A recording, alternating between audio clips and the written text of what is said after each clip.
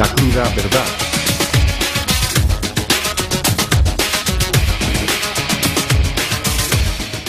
Domingo sangriento en los Estados Unidos.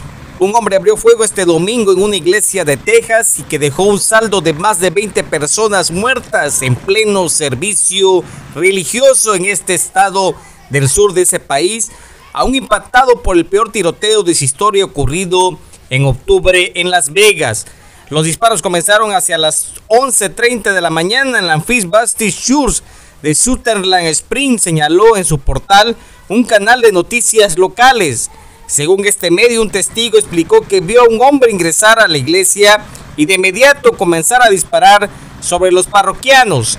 De acuerdo a la prensa local, alrededor de 50 personas asisten en general a estos servicios religiosos. Un responsable del condado de Wilson dijo a la agencia AFP que había sido informado de un balance de 27 muertos y más de 20 heridos, pero señaló que espera la confirmación formal de esa cifra. El comisario del condado dijo a su vez a la cadena NBC que cerca de 25 personas habían muerto y otras 10 habían resultado heridas. Una portavoz del centro médico dijo a la AFP que habían recibido 8 pacientes después del tiroteo y que 3 de ellos habían sido luego trasladados al hospital universitario de San Antonio, una de las grandes ciudades de Texas. El atacante murió, dijo un portavoz del comisario del vecino condado de Guadalupe, precisando que la policía no se había enfrentado con él, estaba en su vehículo, señaló. Que Dios esté con la gente de Sutherland Springs, Texas. El FBI y agencias de ley están en la escena.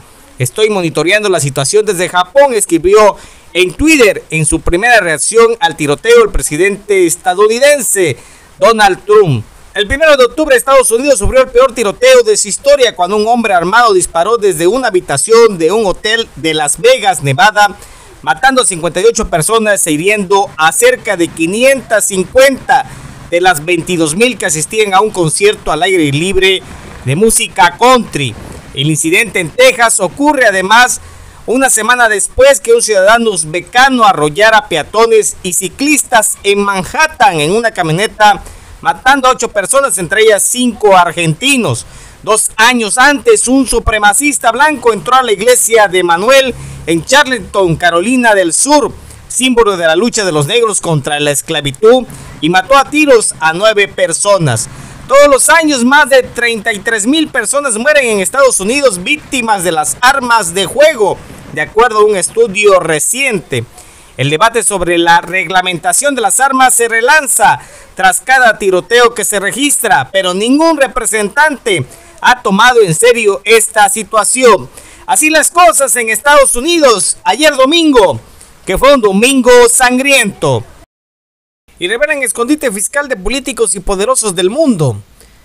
Los vínculos económicos y riquezas ocultas en paraísos fiscales de políticos, empresarios y millonarios fueron descubiertos en un cúmulo de documentos con más de 13.4 millones de registros.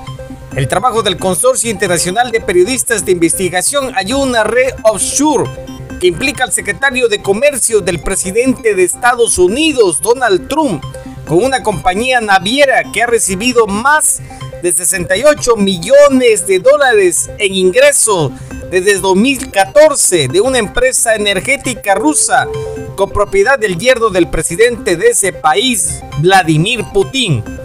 Además, un documento encontrado en la base de datos ayudó al Consorcio Internacional de Periodistas y sus socios a dirigir su atención a documentos públicos y archivos de Panama Papers que ilustran los vínculos entre un par de firmas financieras con propiedad del Kremlin y un multimillonario ruso que hizo grandes inversiones en Twitter y Facebook. En 2011, el fondo de inversión del magnate tecnológico actuó como intermediario cuando una de las firmas del gobierno ruso invirtió silenciosamente 191 millones de dólares en la compañía de Twitter. Los documentos también demuestran que una subsidiaria financiera de Gazprom, el gigante energético controlado por el Kremlin, financió una compañía de fachada que a través de otra empresa afiliada adquirió cerca de $1,000 millones en acciones de Facebook poco antes de su oferta pública inicial en 2012. En México, las primeras filtraciones revelaron una compañía en Bermuda del fallecido Marcial Maciel, aquel sacerdote fundador de los Legionarios de Cristo, acusado de abuso sexual infantil. También aparecen en la lista los empresarios Ricardo Salinas Pliego, presidente del Grupo Azteca y de Televisión Azteca, y el hombre más rico del mundo, Carlos Slim. Los archivos fueron obtenidos por un periódico alemán que compartió con el Consorcio Internacional de Periodistas de Investigación y una red de más de 380 periodistas en 67 países, incluido México. Si bien tener una entidad offshore a menudo es legal, el secreto con el que se manejan es aprovechado por lavadores de dinero, narcotraficantes y otros giros ilícitos para la evasión de impuestos. La reina Isabel II de España también ha invertido millones de dólares en compañías de servicios médicos y créditos de consumo. Los registros indican que a partir de 2007, los gestores del patrimonio de la reina invirtieron en un fondo en las Islas Caimán, que a su vez invirtió en una empresa de capital privado y de alquiler con opción de compra del Reino Unido, criticada por defensores de los consumidores y por miembros del Parlamento por vender bienes británicos con problemas de liquidez en planes de pago con tasas de interés tan altas como del 99.9%. La filtración incluye a la reina Nor de Jordania, beneficiaria de 2 fideicomisos en la isla de Jersey, el ministro de Asuntos Exteriores de Uganda, quien estableció un fideicomiso offshore, el ministro de Finanzas de Brasil, Enrique de Campos, quien creó una fundación en Bermuda con fines benéficos, y un miembro lituano del Parlamento Europeo y jugador profesional de póker, que tenía una participación en una compañía también en una isla del mundo.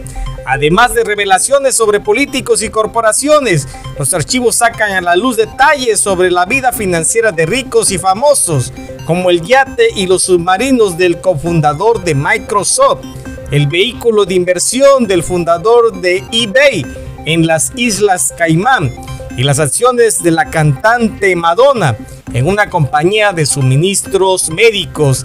El cantante de pop y activista social Bono de YouTube, que figura con su nombre completo, poseía acciones en una compañía registrada en Malta que invirtió en un centro comercial en Lituania.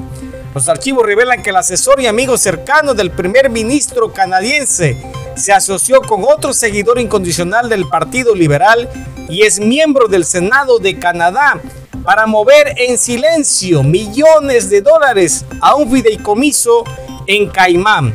A medida que las riquezas offshore fueron creciendo, los abogados de estos personajes y otros grupos acaudalados presionaron al Parlamento de Canadá para que luchara contra las propuestas legislativas que buscaban gravar los ingresos de los fideicomisos offshore. Y hasta la fecha siguen recaudando fondos para el primer ministro de Canadá, quien en sus discursos ha defendido una mayor apertura del gobierno y prometió una ofensiva contra la evasión de impuestos en las jurisdicciones offshore. Tanto donantes republicanos como demócratas de los Estados Unidos aparecen en estos registros de riquezas ocultas en islas.